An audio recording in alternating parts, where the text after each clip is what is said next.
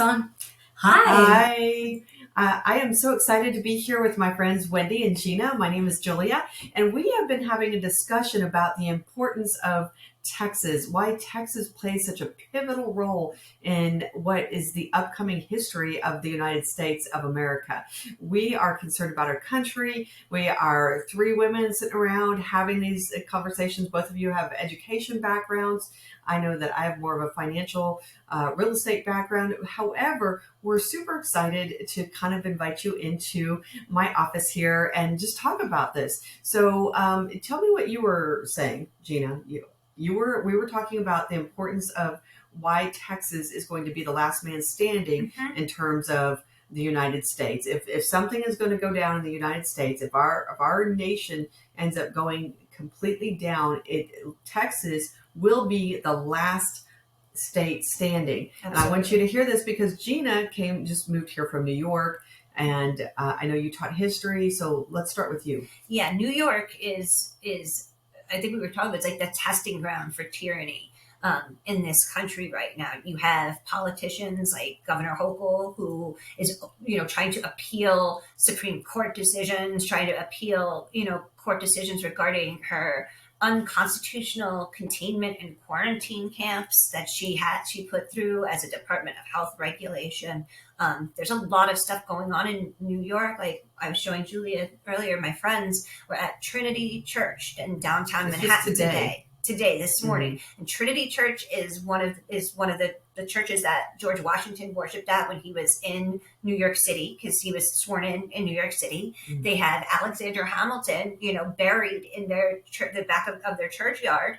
And they would not let my friends and fellow freedom fighters into the church because they were not wearing masks and they didn't have the vaccine passport papers. And so they attempted to go in and to pray, and they were physically blocked by police. Well, first by the church members, and then the church, they actually formed a wall. They would not let them in. And then they called the police. Yes. And then they called the police on them, and then the police were standing behind the church members. I can't believe this happened in America. I know, that's what the people don't really understand. That's not going to be on the news or anything like that. Yeah. But were they sick? Were your friends sick? That's why they didn't want them to come in? No. They weren't even sick? They weren't sick at all. They just wanted to come in and worship freely, and that's what they were singled out. Well, New York is in its own weird bubble, because we were talking about this, right? About how haven't they seen the CDC guidelines? And yeah, they've seen it, but they've so bought into this narrative. It's like they're kind of dismissing it as, oh, they'll come back around or whatever, So I think the concern for you is that if it could happen in New York, it could happen in other states. Absolutely. And so a part of the discussion we've had with some of our friends is that, no, Texas is safe. We are pretty much a red state. The majority of our citizens are armed, all these kinds of things. We live in sort of this bubble of an expectation that we're safe because we've got Jesus and we've got guns. I'm serious. And we do. Well, we do. And we do. And we do have those things. I do feel safe. I will tell you this. I did go to get my Social Security card updated.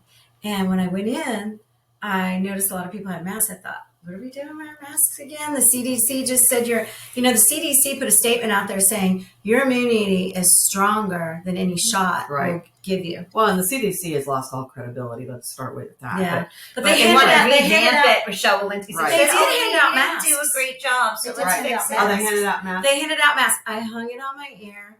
Nobody really said anything. And then when someone looked at me crosswise, I thought, well, I'll just sit away from everyone. Right. And I eventually did go ahead and put it on my chin.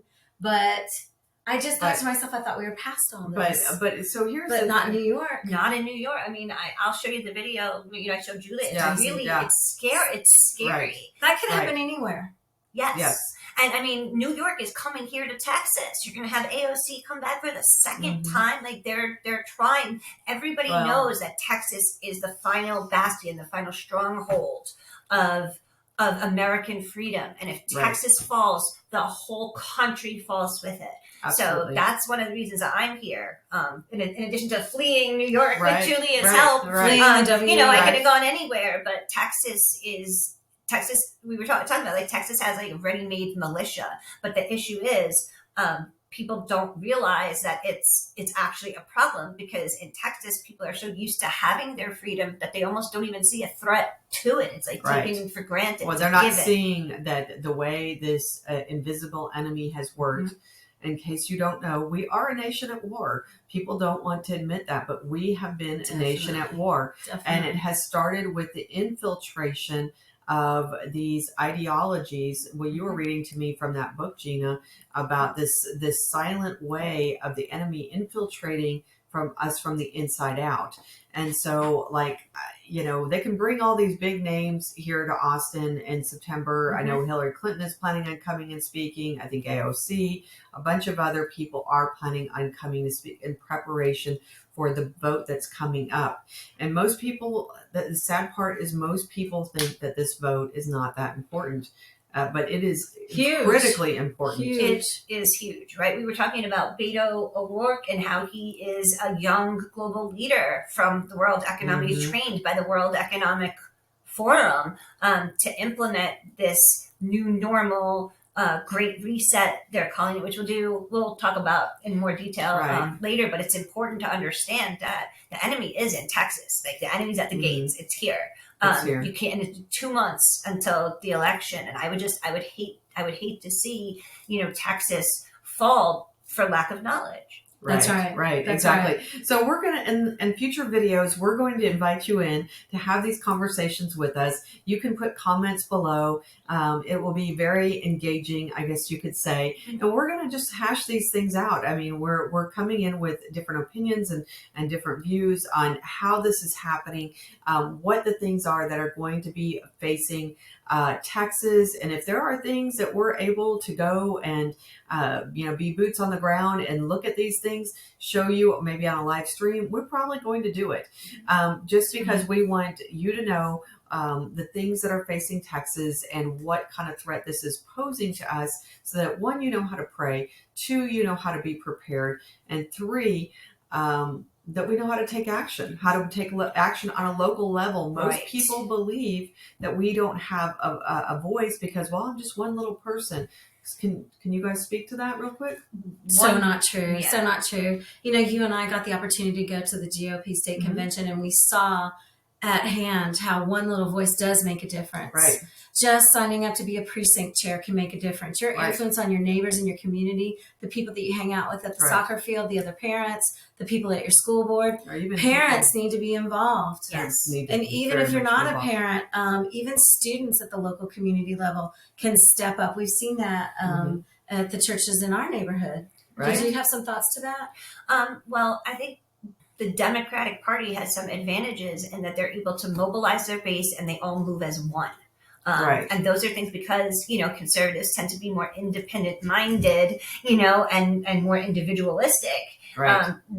That's to our disadvantage in this situation. It's hard to unify. And so for me, I just want to make sure that people, like we said, like, know what's going on and what they can do to stop it if they're so inclined, because there's a lot happening and it's happening fast, and they're doing it on purpose to overwhelm people. And now you've got the economy to distract, and, like, you know, inflation to distract, and they're just throwing all of these things so that you're not focused on what they're doing. Right. And did you feel like the Mar-a-Lago thing was a distraction? I feel like Mar-a-Lago is an example. I kind of feel like message. It's a message. I hesitate, you know, to use this example, but it's almost like they're making a Joan of Arc out of Donald Trump. Like, they're putting him high, you know, on the pole, and they're going to burn him alive for all to see, so that nobody else will ever think about challenging the system or voting for Trump again. Good. Because they're at this point, you have Mitch McConnell talking about the quality of candidates the Republicans are going to lose. Like, they're actively trying to cull the political candidates to only give us, like, 2 options of, you know, like, do you want rosemary mashed potatoes or do you want buttered mashed potatoes? The same, like, they're still getting mashed potatoes. You know, right. like, they don't want us to have the ability. Are you talking about the Uniparty? Is that what we're talking about? The Uniparty. And it's the idea of having actual freedom of choice to make the decisions for the candidates we want. Because if that's not happening, then our democracy is already gone. So they're basically giving us a choice between two people that they can live with. They can carefully live with. That they can control. That's what you do with your kids. You're like, okay, do you want this or do you want this? And it's two. Both good choices. They're both, one or the other. I can live with those choices. So you're basically, okay, I get it. Okay. So really it's going to come back to grassroots patriots taking a step up to the plate. And I know your involvement. I know you and I have gone to some places and we're going to do some door knocking for you, for my precinct. For your precinct.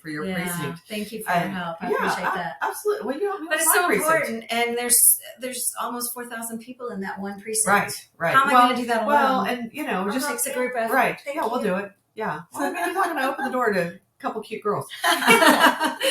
Anyway, we want you to stay tuned. Follow us to the next video. We are going to be talking more about Mar-a-Lago. We are going to be talking more about this thing with the IRS hiring all their new employees and these people being armed with what kind of guns? They have automatic weapons. Automatic weapons. Wait. The IRS or the FBI? No, the IRS.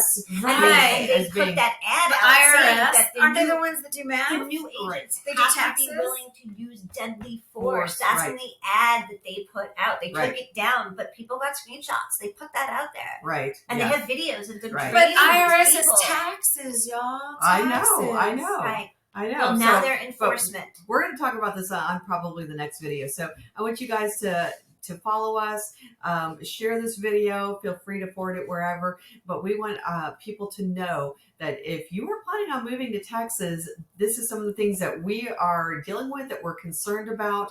Not that we're not a welcoming state, but we are holding our own here in Texas. And the way Texas goes is going to be the way the rest of the nation goes. So we are going to continue to put out these videos that explain these things. So you guys stay tuned. Thank you so much for joining us here at the studio of the Lone Star 3.